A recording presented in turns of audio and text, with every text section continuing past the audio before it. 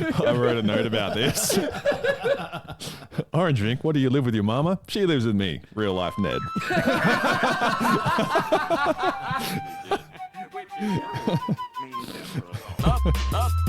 Up yours, children. Like, we would have to bleep out like 5 things at the start of the episode, or we just cut this entire thing. What do you mean? We haven't even started yet.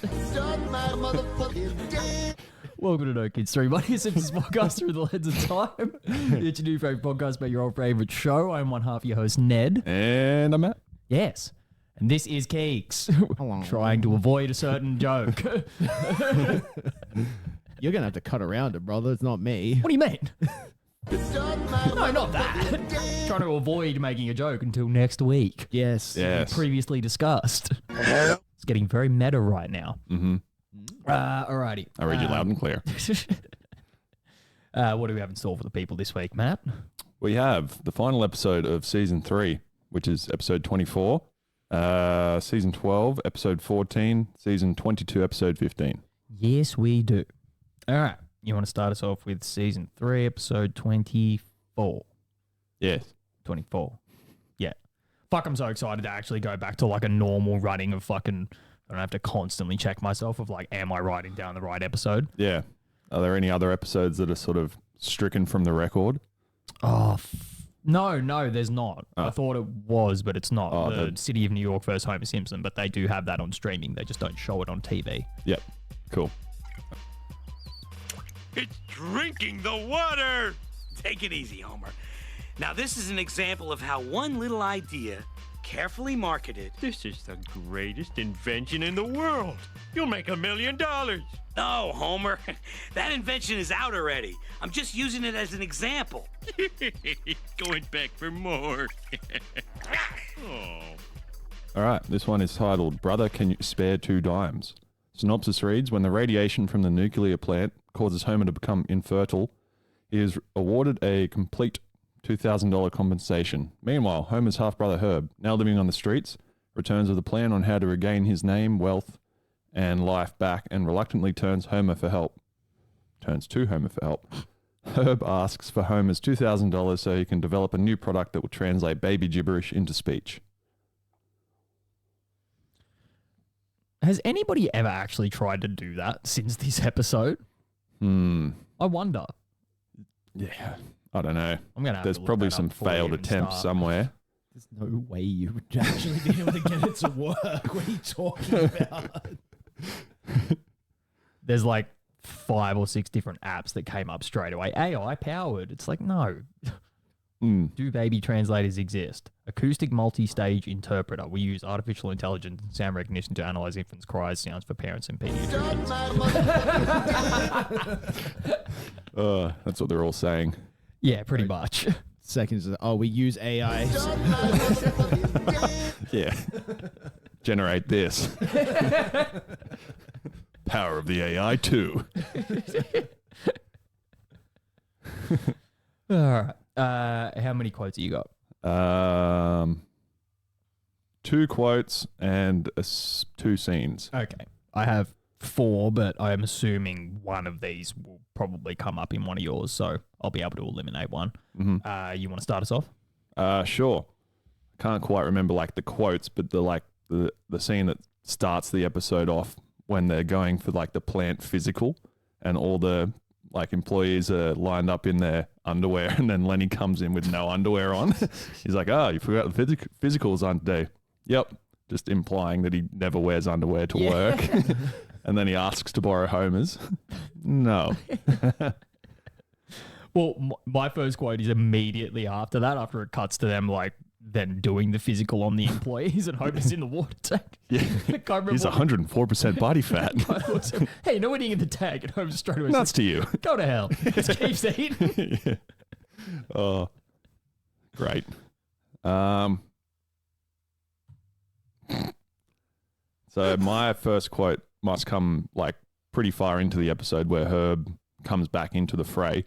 Like the scene coming just before that is when he's rocking up to Homer's house. He doesn't know which one it is out of Flanders and the Simpsons house, and knocks on Flanders' door, and he's like, "Oh, I got the wrong house." Like, Accidentally.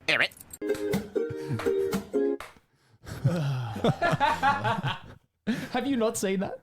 Yeah, I have seen it. I have not. Whatever Not that was. surprised. I've seen like the pop punk cover as well. There's a pop punk cover. Oh yeah. Christ. It's so fun because the beat is objectively good. And then you hear that, you're like, fuck. Just any other lyrics, man. This will be a smash hit. Did you see that he was apologizing to a rabbi today? Oh my god. Yeah, like some high up rabbi in like New York City or something. He was like sitting down with him, apologizing for all these anti-Semitic remarks. You feel like he would have been more sorry when he lost $500 million initially. Yeah, you'd think so. You'd think so. Who's this, Musk? No, Kanye West. The other racist. Gotcha. Yeah, Flanders answers the door and basically says, oh, no, you haven't found the wrong place. Mard, we've got a transient to like uplift or whatever. Yep. And he goes in all disheveled and comes back out looking exactly how he sort of left off in the initial Herb Powell episode. That's right, In yeah. his suit with his combed back hair. And then goes to Marge and Homer's house, knocks on the door. He's like, Herb? Douche. Punches him in the face immediately. And then after Herb sort of gives a spiel about being a broken man and coming back and has this new idea, Herb goes, how would you like to spend $2,000 to give a broken man a second chance? Nah. There's like no pause in between. Oh, immediately shut down. I'm trying to think, like, I'm reading a quote here and I'm trying to think of, this is from the, like, that scene as well, where he says so many conflicting emotions, how to express them, and then Herb just smacks him in the fucking face again. There's like 3 separate instances where he punches him in the face throughout the episode. It's like when he immediately meets him, then they're playing Monopoly like halfway through it, and he hits him again for some reason. Yeah, he's saying like, this is how your life has gone down when Lisa like gets the last of his money. Yeah, that's right. Yeah. Yeah, and then he hits him again at the end of the episode, but I can't remember why. Oh, he goes to hit him again because Homer hasn't gotten his like special gift yet. And then Herb's like, all right, come out the front with me. And Homer says, oh, if it's another punch in the face, then I don't want it. Oh, yeah, that's right. Yeah. I don't actually have any context for the rest of my quotes, so I'm really struggling to figure out where they are. Nothing new. What else have And you we got? never did. Wrong button. It's the kind I like. What else have you got? Maybe something will trigger my Okay. memory. So this is the scene where Herb is giving everyone their special gift after making his riches back, and says to Bart, like, I got you a membership to the NRA. Whoa, the NRA. Can I get armor-piercing rounds with cyanide tips? It's in the Constitution, son.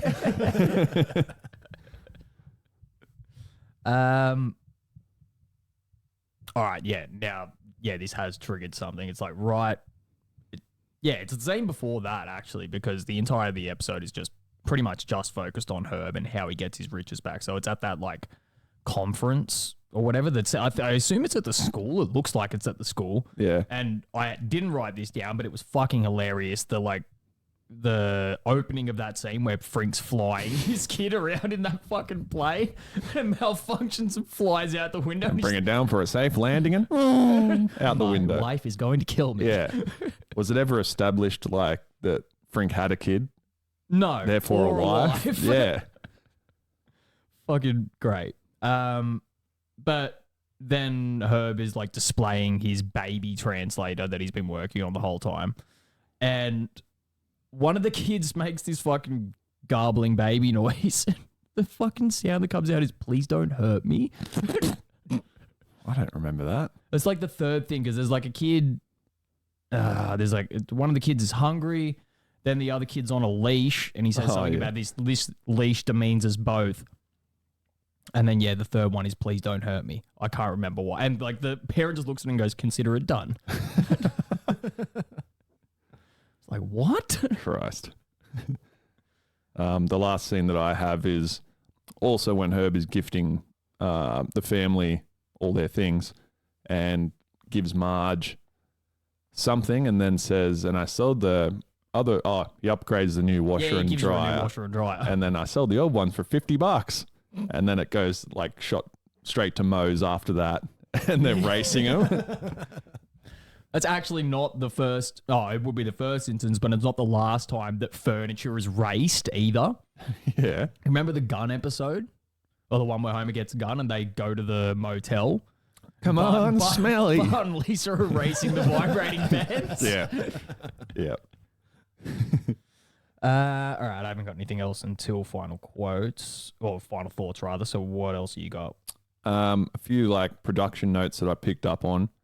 Hank Azaria noted that DeVito was less enthusiastic in his second performance as Herb, quoting, "Some people come in and you can tell they kind of regretted doing it. The second time, Danny DeVito was like, yeah, let's get it over with. He did a great job, but he didn't enjoy the process." And I then feel like you can kind of tell almost.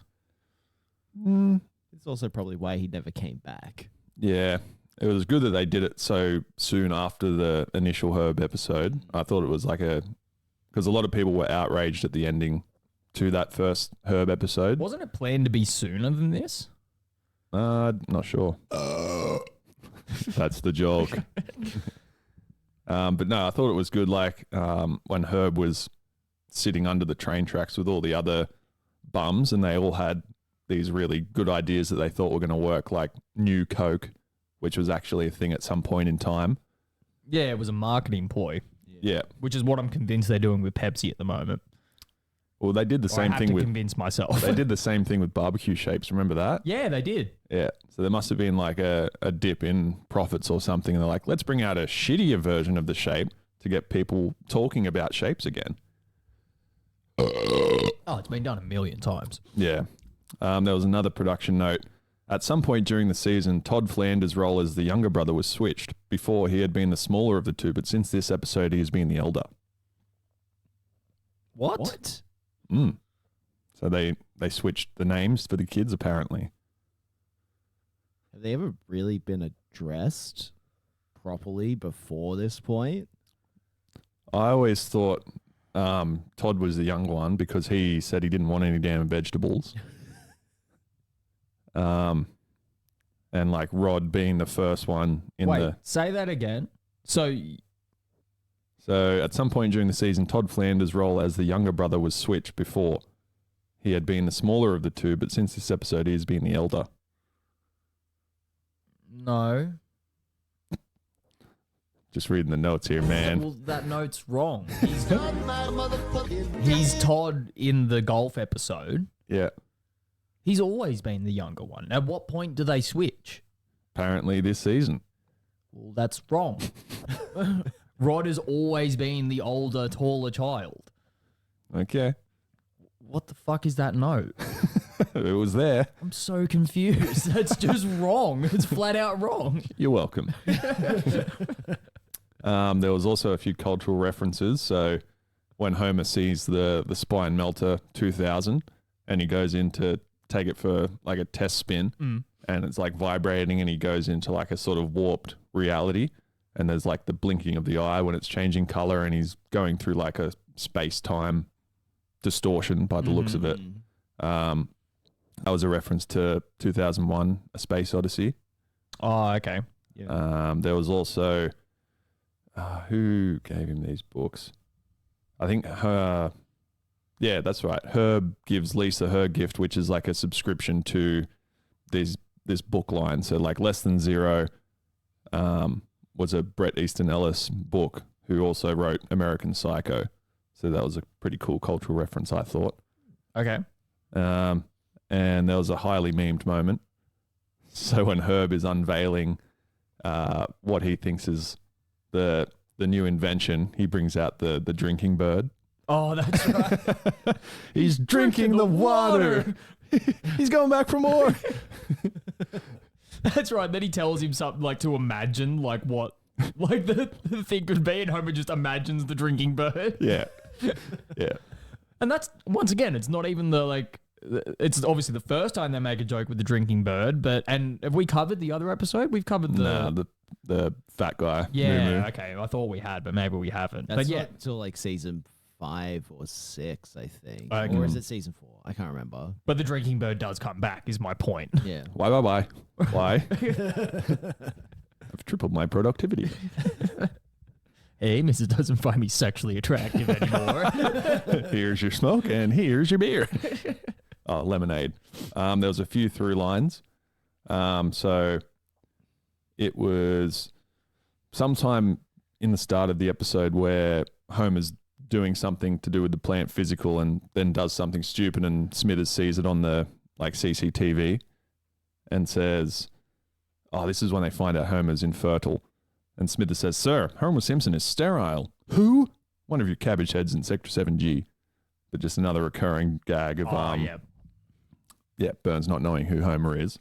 And this one was something that came up through the course of like our lives. So when Mitch and his mate Hazer were in their era of smoking, apparently one night they were obviously watching The Simpsons or just remembered this part. And for context in the episode, they bring in Smoking Joe Frazier.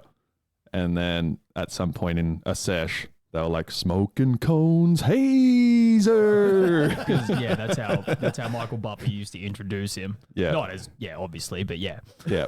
And I actually didn't think he was still alive at this point in time. I thought he died much earlier. Apparently they tried to ask someone else before Joe Frazier to come on. It would have been Ali. Don't think it only was. 2 people on the planet. Oh. It's either it were to be Ali, Frazier, or George Foreman, but I'm It was George Foreman. fairly sure George Foreman had already been featured. No, maybe he hadn't. Maybe he And a is. heart plate. He might be in the Drederick Tatum episode. Maybe. I'm not sure. Yeah, it was George Foreman. And they're all dead now. Yep. There was one other scene that I've got as like a real life through line. It's when Homer's showing Herb like things around his house, and he goes straight to like the light switch. This is what a light switch does. On, off. This is one of our many light switches. Yeah. I don't know what this switch does. And it was like a Christmas lights thing from 1985. It's a reference to the very first episode. Yeah. Yeah. I just thought it was funny. Like every house has a switch on the wall that you're not really sure what it does. Or Yeah, like, that's right. Yeah. Or like you could live somewhere for 20 years and still be like, I'm ignoring of like, okay, I think this switch does this, and it doesn't. Yeah. Yeah. Yeah, the amount of times there'll be like, like a 4 light switch thing, and you're like, nah, that's the right one. Yeah. Every time when I try and turn the kitchen, like the living room lights on, I'm just like, kitchen, fuck. Bart's room, dumpster. All right, reviews. Okay. Herb's reappearance was praised by reviewers of the episode. Nate Myers of Digitally Obsessed stated that Herb is a perfect sibling for Homer, with the two characters having a harmonious give-and-take comedic style. Indeed, there isn't a great deal of substance in Swartzwelder's script, but it is a great deal of fun with plenty of laughs to more than make up for this flaw. There is also a humorous cameo by Joe Frazier that puts a nice accent on the show. I wouldn't really say it's humorous, but okay. Yeah, what is Frazier's lines even? I can't even remember. Apparently they had a lot of trouble. That's right. What do you mean they had a lot of trouble? Like, there is so much fucking CTE happening right there. To like put it in perspective, like Homer isn't sure why he's getting that $2,000 award. And then Burns says it's for the Monty Burns Field of Excellence. And then they come up with the whole award show because Homer's like, shouldn't I get a trophy? And then the lawyer's like nodding along with it. Yeah. And then like Joe Frazier's hired to be the host or whatever. And as he's trying to deliver that, the first ever trophy for the Monty Burns Field of Excellence, that re-recorded about 20 times to get the excellence to actually be legible. Yeah, like that would have been a factor of 2 things. Obviously, the, massive amounts of fucking brain damage that you would get from being a heavyweight boxer in that period. But also, I believe he was from like the deep south somewhere. So he probably just had like a fucked accent. Interesting. And then several critics have praised DeVito's appearance. DVD Movie Guide's Colin Jacobson said he enjoyed seeing what happened to Herb, and DeVito's performance helps make the show more successful. They really need to bring him back one of these days. They literally just did. That's what you watched, Colin. Why the fuck? How can you say nothing every week? How does he keep getting away with this? I don't care. What does he get paid for? Penis heart. All right. Final thoughts. Good episode, but I feel like you can tell it was written a little earlier in the show's existence. Not as many joke-to-joke moments like we've been experiencing the last couple of weeks ramping up to season 4, but still a solid episode. Good guest stars. Yep. Oh, I see. Then everything is wrapped up in a neat little package. Can't believe it. They loved us. I'm wearing a bathrobe, and I'm not even sick. Yo, dudes! Awesome show. It's in sync!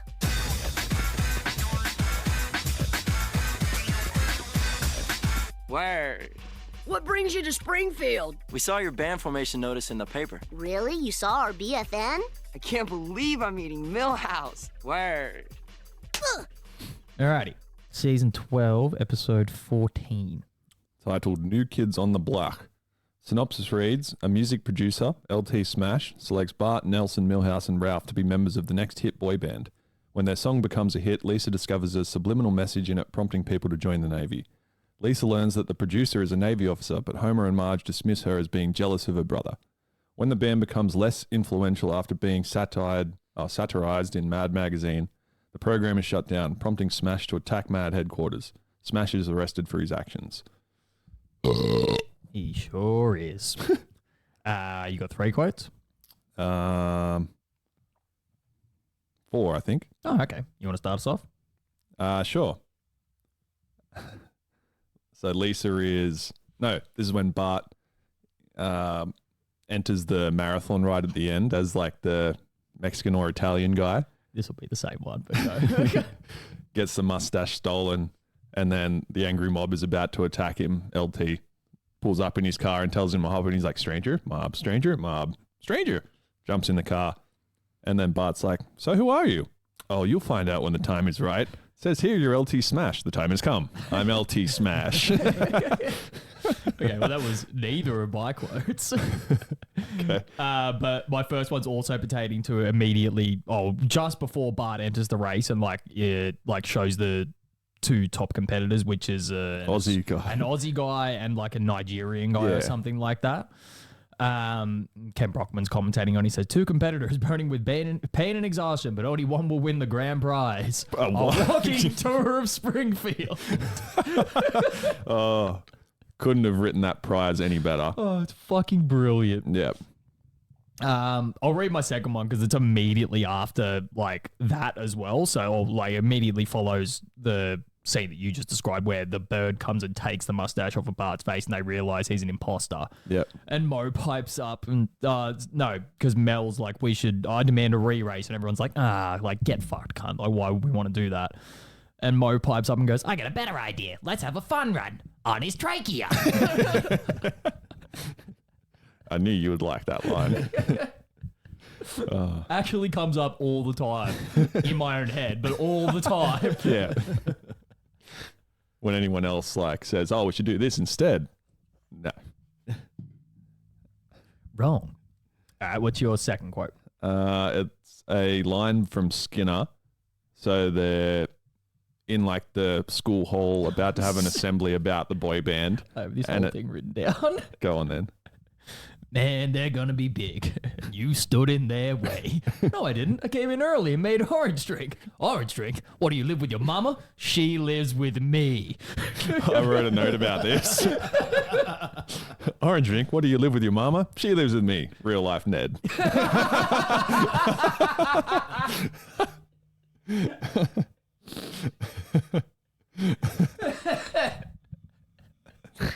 Oh, fuck. It wasn't the line I had either. Not for long. Yeah. I'm sad now. So it's straight away, Skinner is saying to the audience, and anything caught in your zipper will now be handled by the school nurse, not me. Doesn't give any context as to why, but you just paint the picture yourself. Yeah. Amazing. there's another little one here. It's mainly like for Mitch's purposes because he always says, "Can Superman outrun the Flash?" So comic book guy is also racing in the Springfield thing and says, "No one can outrun the Flash," and then falls into a manhole. Oh, yeah, that's right. And then I wrote, "Can Superman outrun the Flash?" Yeah, sure. It's in the monorail episode. What part? When Lyle Lanley goes into the classroom and he's telling all the kids about the monorail. Oh, yeah, that's right. And then takes questions from the kids. Yeah. Is it? Yeah. Can it outdrive the Flash? Yes. Can Superman outrun the Flash? Yeah, sure. I just wrote a note saying that like all the songs that were recorded for this episode were really catchy. They all have that sort of boy band appeal to it, which it should. I'm trying to think. Hang on. So season 12 was when did the show start? It's like 1989. Yeah. So this is like 2001, 2002 that this is happening. So that makes sense. Yeah, it's very like Backstreet Boys. Yeah. In sync kind of parody. What I didn't write down, but like my favorite part about this episode is that fucking Justin Timberlake line that they just keep repeating. They make Word. it word one time and they just use it like fucking 10 times over. All right, I'll read this now. Okay. So NSYNC instantly said yes to being asked to guest star. Although Justin Timberlake had to record his lines separately from the rest of the band due to a family death.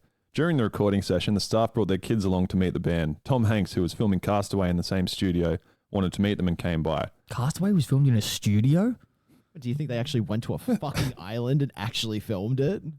What, you mean like every other movie ever that's filmed on fucking location? No, filmed on a studio lot where they build the set.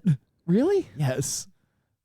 I thought a lot of stuff was filmed on location. Some How would that not make sense, though, to just fucking have an island that you could take someone to? Why is that out of the realm of imagination? An island? Really? Like, look, Monster Island's actually a peninsula.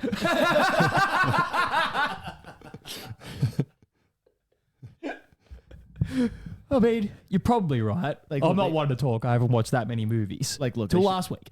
like, look, they should have just asked, like, old Jeffy E.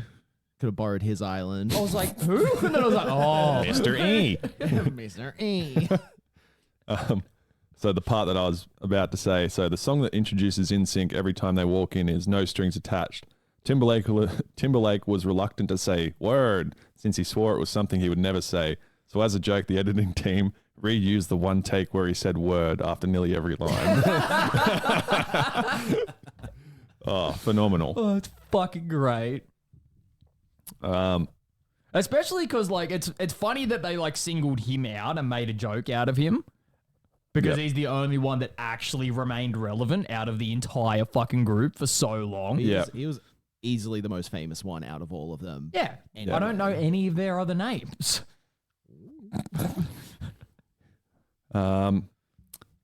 So there was another note. The decision to add a government conspiracy came late, an idea which was pitched by George Meyer. At the table read for the episode, the cast ad-libbed the lyrics and music. During production, it was decided that the kids would not do their own singing. To get a boy band sound and to help Nancy Cartwright, who otherwise voices 3 of the 4. So the producers hired the band Natural for the studio magic voices and recorded them in Orlando. Who? Natural.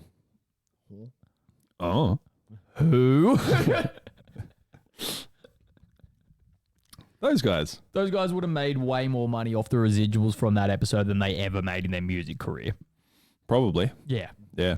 Well, we hadn't heard of him before now. Says enough. This is a quote of when LT Smash gets found out to be someone that's advocating for the Navy. Mm-hmm. So he's sitting there in his chair talking to Lisa, and she's like, "Is that a Navy tattoo?" "Navy tattoo." Says something else after that, and then his shirt blows open. There's like a vessel on his chest as well. Do you have any, what does he say? Do you have any idea how crazy that sounds? Yeah. Yeah. And then she's looking at the placard on his desk and sees like a little sticky bit over the dot. Yeah. That's right. Lieutenant LT Smash. Now that you know, Lisa, I'm afraid I can't let you leave. Before he even finishes the sentence, she appears in the frame, walking out the window, and he's like, oh. And then he just doesn't do anything about it. He's also describes to Lisa, like, because she's coined on to the subliminal messaging, he was saying like we do superliminal, a couple of other liminals, and she's like, what's Superliminal's the last one. yeah, what's superliminal? Ah, check this out. Hey, you, join the Navy. Okay. Lenny and Carl outside. Oh no, you're being brainwashed. Oh, probably. Yvan and Nioj. One of my favorite scenes from the episode was when I think like the captain or the colonel or whoever walks in and says that he's shutting down Project Boy Band, and then like points a gun at him when LT is saying that he's like not going to do it. Points the gun at him and then just like presses the button to power down all the studio magic. Yeah, but it gets better because LT then takes the gun and you think he's, once again, you're like, oh, he's going to shoot him, and then he uses the gun to turn the ship The on. massive lever. Yeah. Oh, perfect. Oh. This episode is actually like way better than what I remember it being. Yeah, yeah. This is probably like my favorite of the later seasons that we've covered so far. Easily season 12. Yeah, I would almost say that, yeah. I don't know if we want to get into it next week, but it is like we were talking about it before, but it's like this is definitely it's where the quality of the show starts to slip a little bit. It's still good, it's still watchable, but it's definitely just like, okay, this is probably where they should have just like done the movie or something and then paid it out and just ended the show. Yeah. Like, because everything kind of after this point, after season 12 is like... Yeah. There's bits and pieces where you can still see hope. Yeah. But Yeah.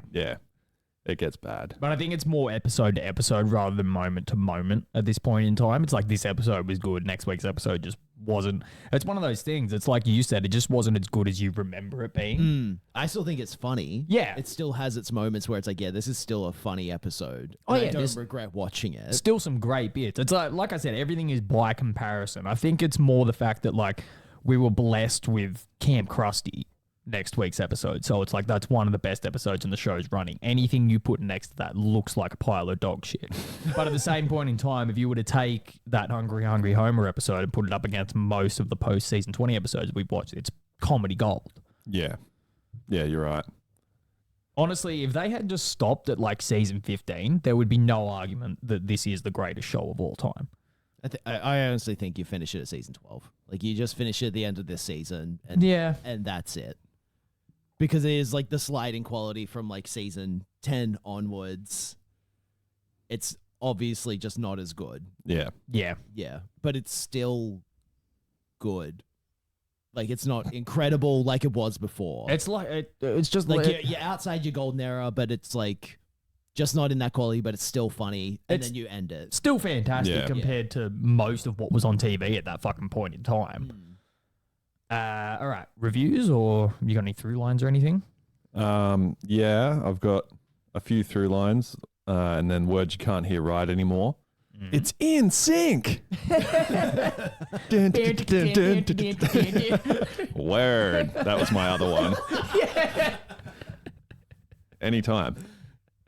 Or even like it doesn't come up that much, but Banana Republic is a store over there, and anytime I hear the words Banana Republic, it's to the Banana Republic. These clothes are getting a little out of date. Yeah. The through lines, a 50th Hitler reference. So when they were promoting that's the whole start of the episode. promoting the fun run, there was someone versing Hitler's Zeppelin. Yeah. Yeah, Jesse Owens. Yeah. And then like a through line to last week's episode of like subliminal messaging. So Homer gets brainwashed by the self-help tape about his vocabulary. Oh, yeah. I didn't even think about that. Mhm. Because that's... Yeah, I suppose that those tapes would be considered subliminal messaging. Yeah. What's this button do? I can't Boy, I remember. really hope somebody got fired for that blunder. You have pictures. What do you mean you don't remember? I just couldn't remember which exact line it was. Fair enough. Penis heart. Mr. Simpson, we all have nosebleeds. No, it doesn't. I know what that one does, but I don't know what this one does.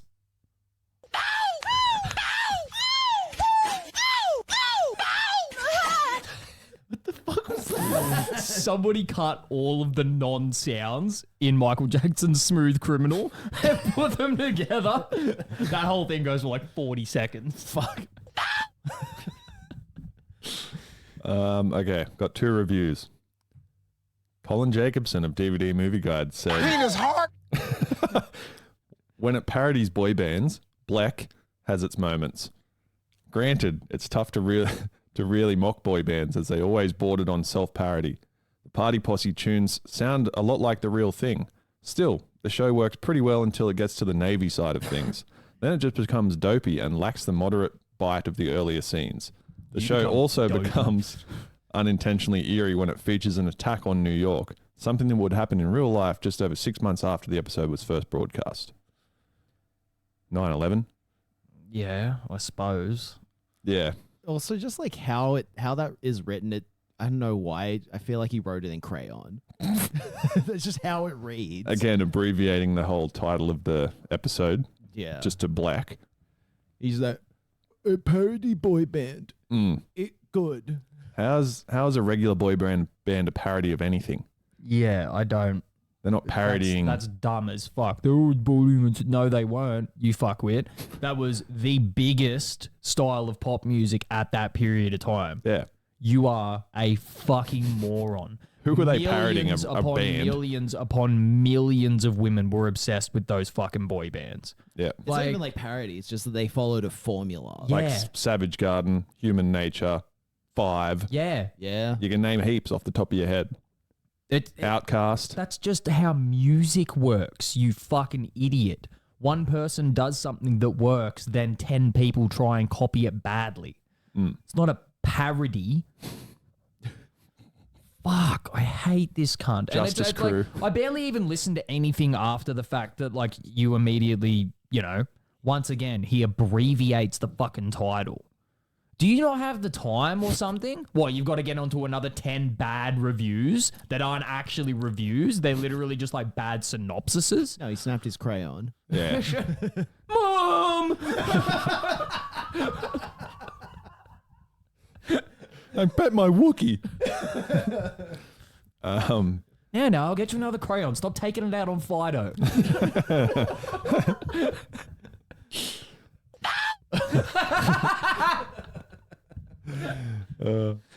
Mac McIntyre. Colin, what are you doing with that dog? Penis hard.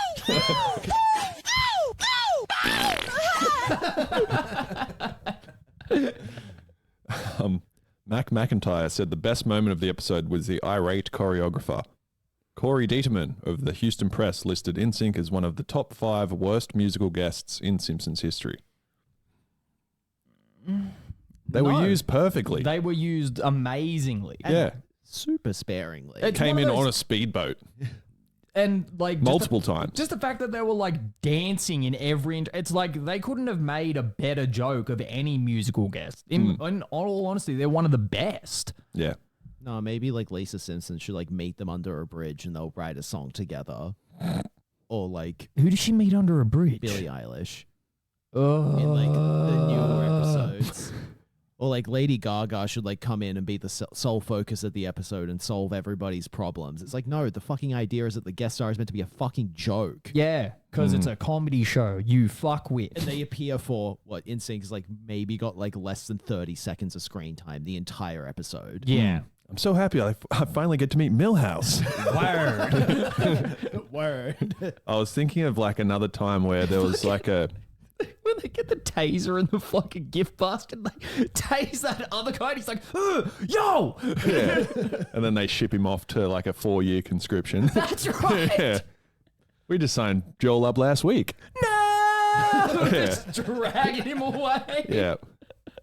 Yeah, I thought that was kind of weird, that ending part where they like advocated for the Navy and didn't really make any jokes in it apart from that bit at the end. It's not the first time they've done it, once again.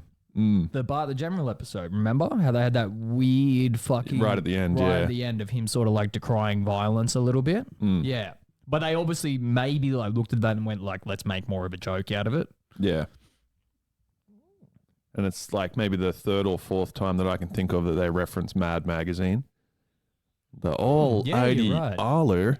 Yeah, you're right. There's also the New York episode. Yeah. We were talking about it. Yep. The Funzo one as well, I'm pretty sure. Yeah. Yep. Gary Coleman's the security guard. Mm-hmm.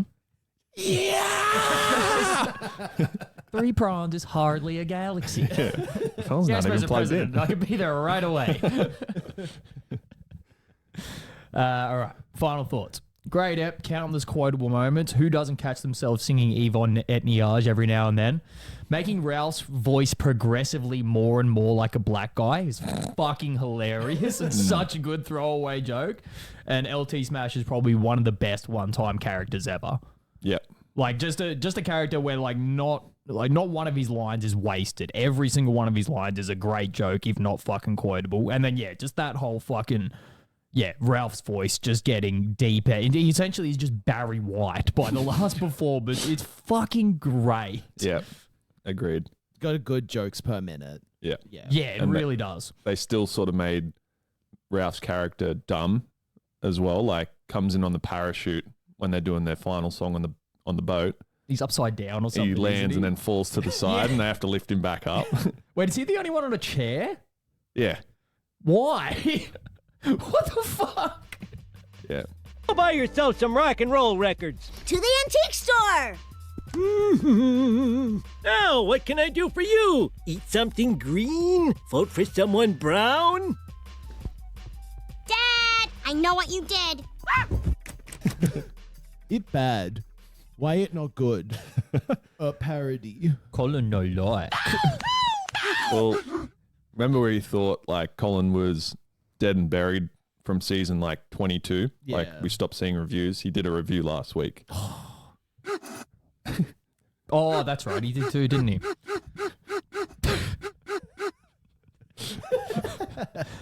Season 22, episode 15. Titled The Scorpion's Tail. Synopsis reads, on a school trip, Lisa discovers a rare desert plant that turns aggressive animals docile. Taking samples of the plant home, Lisa isolates the chemical. Homer adds some to Grandpa's coffee, which makes him happier. A pharmaceutical company replicates the drug in pill form by taking a sample of Grandpa's sweat. Bart sells them to the elderly people of the town. However, a side effect of the pills makes their eyes fall out of their sockets. Grandpa convinces them to stop so they can force their anger on the younger generation. Yep. All right, how many quotes you got?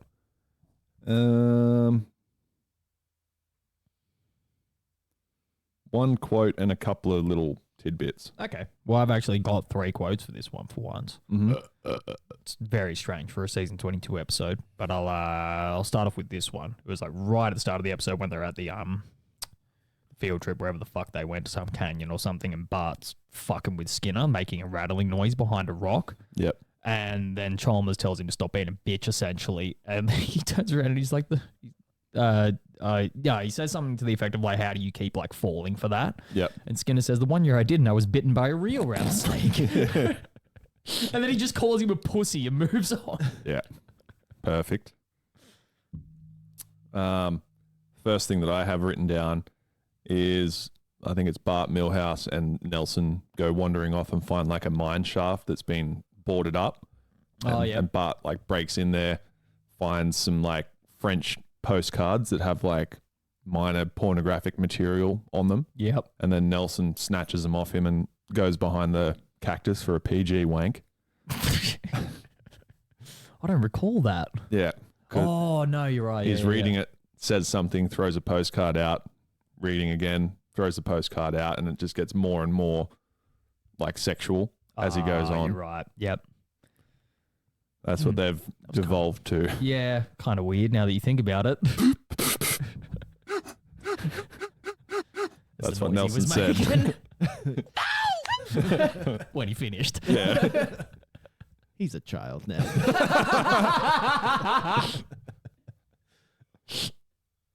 They fucking started it, all right? And Nelson finished. It. Gird up those loins, twin. It's Bible time with Biggs Jesus. I don't know. I just love the line, gird up those loins, twin. Big Jesus. All right. So this is like sort of halfway through the episode when they're going through that little montage of the like grandpa has been kicked out of the retirement home. He's staying at the house, and they're all sort of going like he's revolving through all of their rooms because he's being a fuckwit. Homer and Marge are like having sex essentially next to his father, which is already fucking strange to begin with. But then he starts going on this rant about how in my day women didn't make a sound. And it's like, oh, so grandpa's a dud rude. Penis heart, penis heart, penis heart. You will go to sleep. I'll put you to sleep. My next bit of info that I got down was the plant that Lisa finds. I like how you don't even write it as a quote. It's a bit of info. Yeah. So she finds this plant when the two scorpions are on her about to sting her. Mm-hmm. And they're called the Springfield silver tongue flowers. Is that like a reference to Jebediah's silver tongue? Yeah, I didn't even think about that. And we made that reference last week. Did we? Yeah. The children's children and the 3 months thing. Yes, we did. Okay, then. Don't you dare question my autism.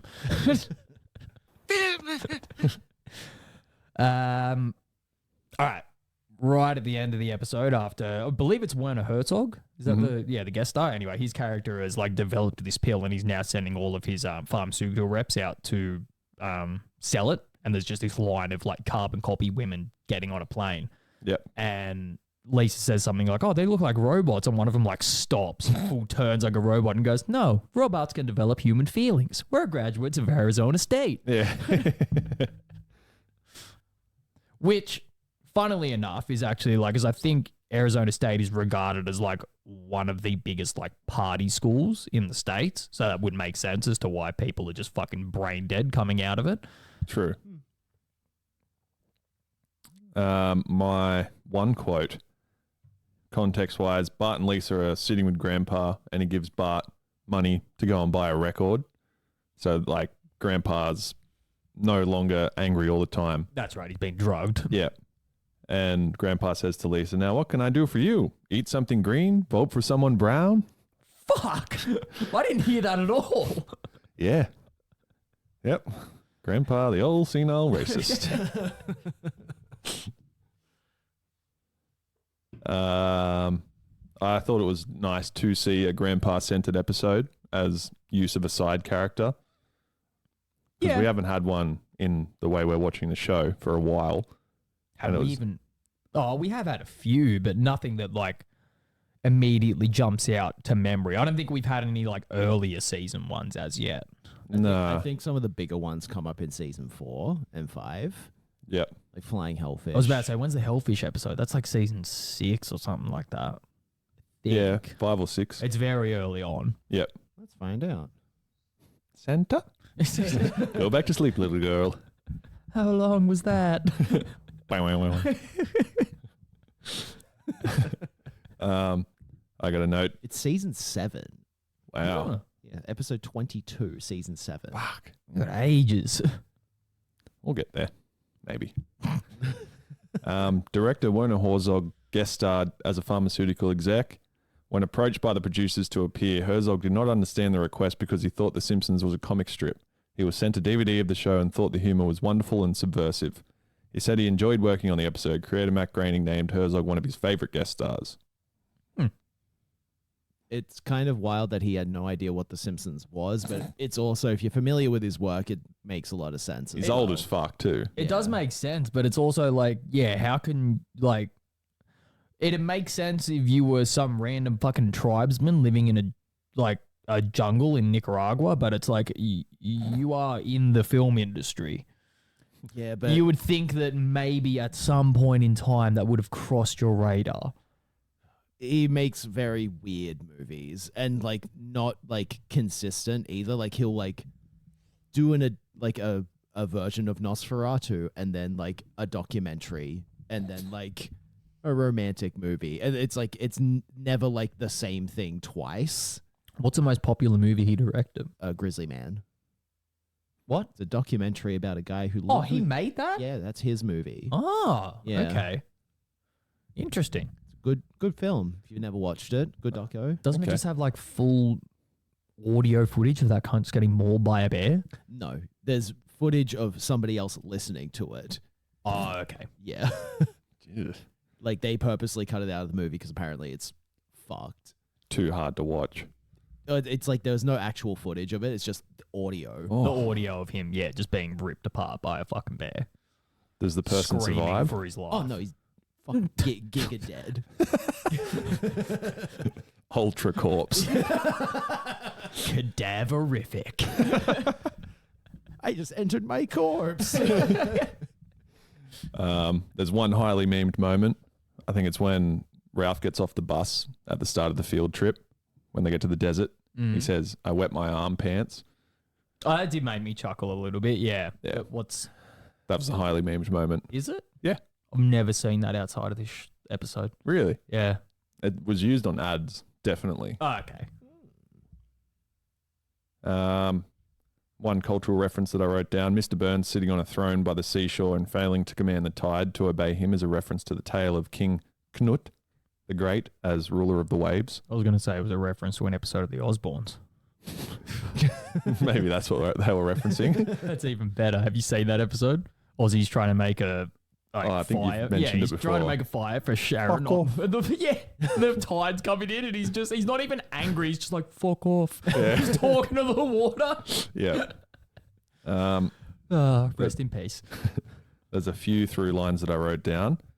There must be a scene where it looks into the bathroom at the Simpsons house and they have the same rug on the floor that they do for the Bart vs. Australia episode.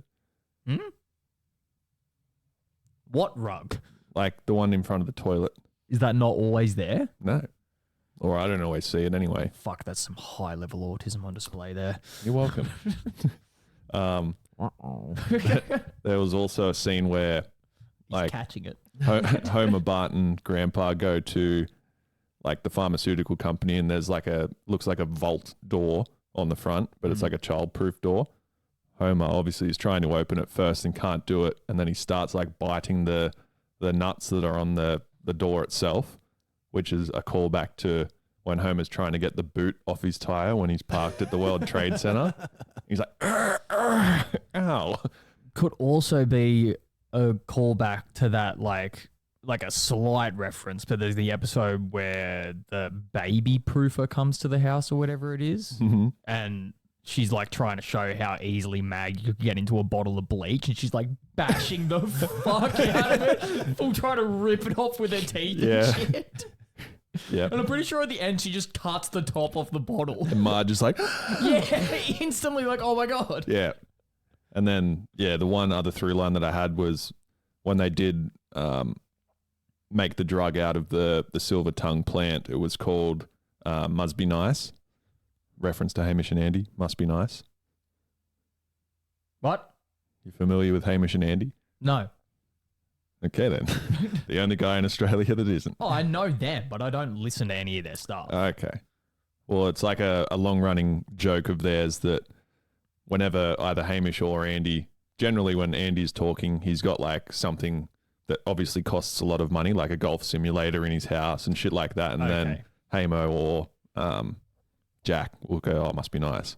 Oh, okay. Just, a cultural reference, I guess, more than a through line to real life. Okay. I thought it was just a reference to it makes things nice. That too. Yeah. Thanks, Colin. I wrote this review. Suck my motherfucking dick. Suck my motherfucking dick. A review's what I sees. Speaking of reviews, Rowan Kaiser of the AV Club gave the episode a B-, praising Herzog's performance, but finding Lisa's varying opinions throughout the episode annoying. Eric Shit Sandwich of TV Fanatic gave the episode 3.5 stars out of 5. There's just not even a pause anymore. He felt Werner Herzog was not used correctly and that the pharmaceutical story was a repeat of past stories. What past story? I like stories. Past stories. I'm thinking of when Homer and Abe made the tonic. Yeah. That's a fucking reach. There would have been a just few like, more. if you want to like make a complaint about something, reference it. Focusing, the other drug. Oh yeah. Reference. Just be like, it's like, oh, they've already done this before in this episode. Like maybe just do that. Instead. Yeah, you have to have examples. Yeah. What? So you're gonna say that that's a reference because there was another episode with a medication with a side effect? Yes. Well, it's like, look, at this point in the show's run, probably yes. I don't doubt that it is probably a recycled storyline, but like just citation. Yeah, you can't just say things. Only Colin's allowed to do that. All right. Not a bad episode compared to the last couple of weeks of rough ones. Solid pacing, good story. Not their best work, but certainly not their worst. Agreed. First prize. All right. You can find this episode on Apple, Spotify, and YouTube. And we will speak to you guys next week. Catfish. Catfish. Penis hard. Catfish. Penis hard. Catfish. Penis hard. Penis hard. Are you Penis ready? hard. Penis hard. Catfish.